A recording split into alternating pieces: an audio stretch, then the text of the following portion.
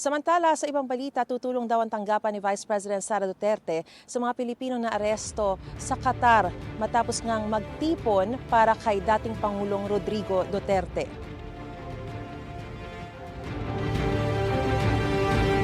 Ayon kay Vice President Duterte, makikipag-ugnayan ang kanyang opisina sa iba pang ahensya para pag-usapan ang pwedeng itulong sa mga nakakulong na Pinoy.